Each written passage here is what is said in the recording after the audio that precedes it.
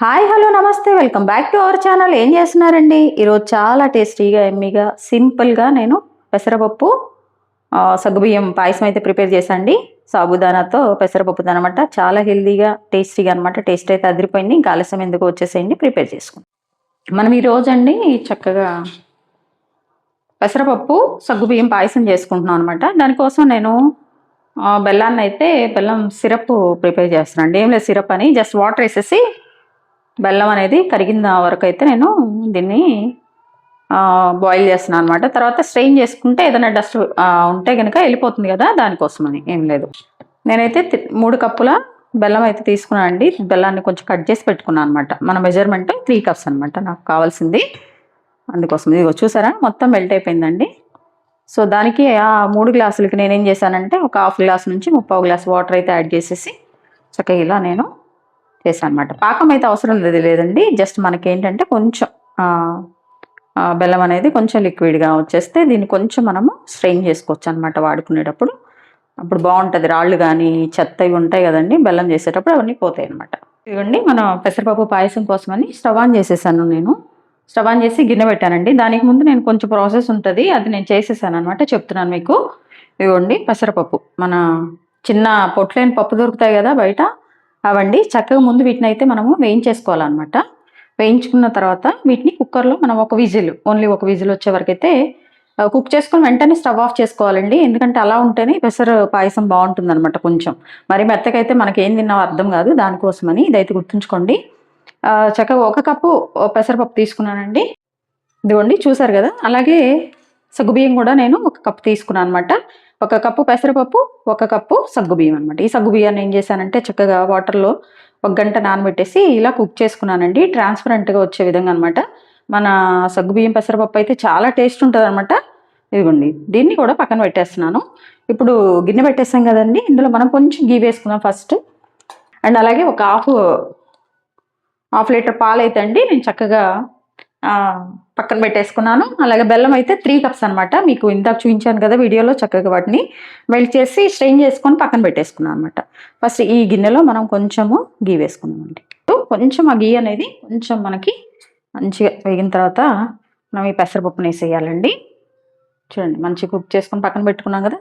ఇదేంటంటే ఈ పెసరపప్పు అనేది ఎక్కువ కుక్ అయిపోయింది అనుకోండి, మనకి పాయసము తిన్న ఫీల్ రాదనమాట. అందుకోసం జస్ట్ మనం ఏంటంటే ఓన్లీ 1 విజిల్ వస్తే సరిపోతుంది. విజిల్ రాగానే మనం వెంటనే కూడా స్టవ్ ఆఫ్ చేసేసి మూత కూడా తీసి పక్కన పెట్టేస్తే ఇంకా బాగుంటుంది అనమాట.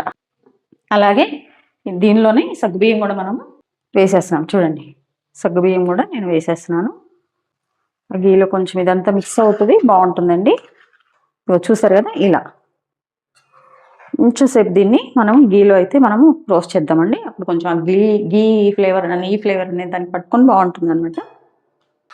చూసారు కదా, ఇలా మనము దీన్ని ఒక 2 మినిట్స్ అండి కొంచెం కలుపుకుంటూ దీన్ని అయితే మనం వేయించేసుకున్నాం. ఇప్పుడు దీనికి మనము ఈ బెల్లం సిరప్ని యాడ్ చేసేద్దామండి. మొత్తం వేసేసుకుందామండి, ఎందుకంటే పడుతుంది మనకి. 1:3 రేషియో అని చెప్పా కదా. అలాగే స్వీట్కైనా కొంచెం ఇలాచి ఉంటే బాగుంటుంది కదండి. పాలు కలిపాక కూడా ఇలాచి వేయచ్చు, ఇప్పుడు కూడా వేయచ్చు అనమాట. ఇప్పుడు వేసేస్తున్నాను నేను. చూడండి, కొంచెం వీటితో పాటు మంచిగా కుక్ అయిపోయి అరోమా అనేది బాగుంటుంది అనమాట. చూసారు కదా, ఇట్లా మంచి కుక్ అయిపోయింది. ఇప్పుడు స్టవ్ ఆఫ్ చేసేద్దామండి. స్టవ్ ఆఫ్ చేద్దాము, అడుగును మాడకుండా అనమాట.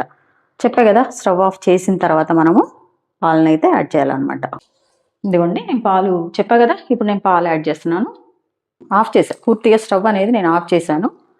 మీగడ ఉంటే బాగుంటుంది, కొంచెం మీగడ పాలు అట్లా తీసుకోండి. స్టవ్ ఆఫ్ చేసేసి పక్కన పెట్టేస్తున్నానండి.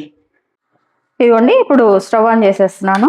ఒక చిన్న మన ఇంట్లో తాలింపు పెట్టుకునేది ఏదైనా అండి, ఎందుకంటే మన డ్రై ఫ్రూట్స్ అనేది మనము అందులో మంచి గీలో వేయించేసుకుంటున్నాం అనమాట. చూడండి, దానికి కొంచెం నెయ్యి వేస్తున్నాను. దీనికోసం నేను జీడిపప్పు తీసుకున్నాను అండి. నేనైతే ఏమేయట్లేదు, ఓన్లీ జీడిపప్పు, బాదం, అలాగే కొంచెం ఎండు కొబ్బరి అయితే నేను తురుముకున్నాను అనమాట, అది వేస్తున్నాను. చూసారు కదా, ఇట్లా ఇవి మీ ఏంటంటే అండి, ఇంకా కొబ్బరి వేయగానే చక్కగా అయిపోతుంది అనమాట. అందుకని లాస్ట్లో వేద్దాం. తురుము వేస్తున్నానండి, లేదంటే మీరు కొబ్బరి పీసెస్గా కట్ చేసుకోవచ్చు, ఎలా అయినా వేసుకోవచ్చు, మీకు ఎలా నచ్చితే అలా అనమాట.